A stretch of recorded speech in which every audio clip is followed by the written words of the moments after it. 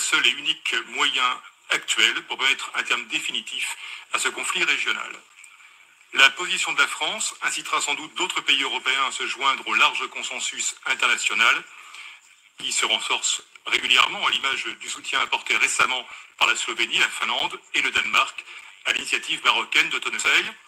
Contesté aussi puisque par exemple le Parlement européen vient de refuser la demande émanant de soutien du Polisario de débattre du sujet.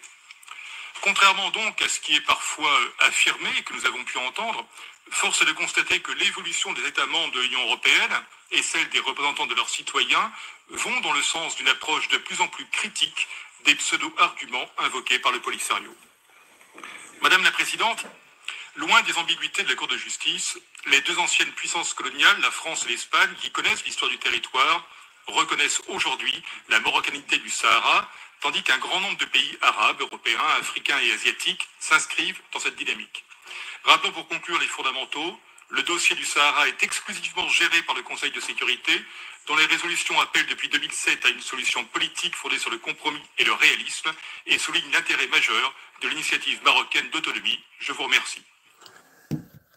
قال لك لا فرنسا سيدي الصحراء مغربية والمستقبل ديال المغرب والعلاقة الفرنسية مكتوبة بالصحراء مغربية، وأن اللي كانوا محتلين القدماء ديال الصحراء فرنسا واسبانيول كيعترفوا بالصحراء مغربية، وجميع الدول الأوروبية كتعترف بالصحراء مغربية وتزاد عليهم لا فنلندا والدنمارك ولا سلوفيني وكاع الدول العربية.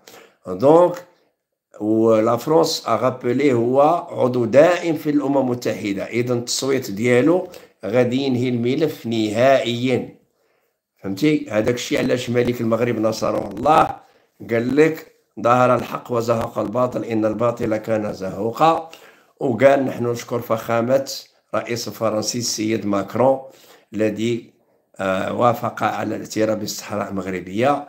الخريانو خسرتوا فلوسكم على باطل، لا فرنسا فوزا لاشي مشيتوا فيها. دونك نعاود لكم لا فرنسا.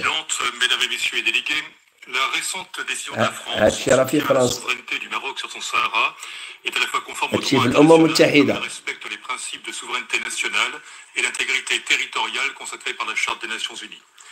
Comme la décision américaine de 2020 consacrant la marocanité du Sahara, la décision française émane d'un État membre du G7, membre permanent du Conseil de sécurité, qui a appuyé l'initiative marocaine d'autonomie dès qu'elle a été présentée à ce Conseil en 2007.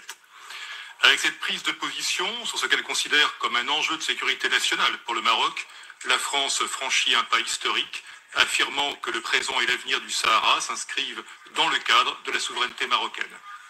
Par ailleurs, évoluant également en qualifiant l'initiative marocaine d'autonomie de seul cadre pour résoudre la question du Sahara marocain, la France rejoint les nombreux soutiens de la marocanité du Sahara qui voient dans cette initiative effectivement la seule et unique moyen actuel pour mettre un terme définitif à ce conflit régional. La position de la France incitera sans doute d'autres pays européens à se joindre au large consensus international qui se renforce régulièrement à l'image du soutien apporté récemment par la Slovénie, la Finlande et le Danemark à l'initiative marocaine d'Autonomie.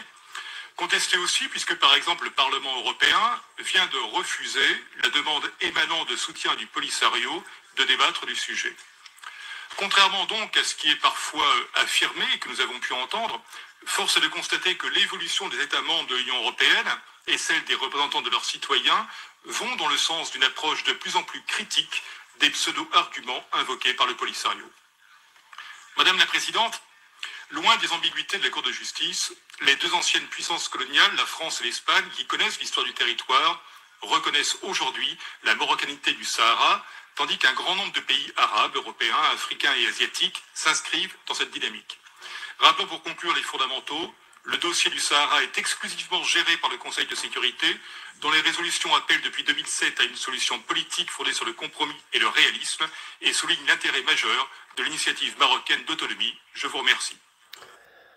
وقال لك ذكرك ان هذا الملف حتى واحد ما يتدخل فيه، لا الاتحاد الاوروبي ولا المحكمه الاوروبيه ولا الاتحاد الافريقي. Il est exclusivement géré par les Nations Unies. D'accord؟ مكتوبه ديك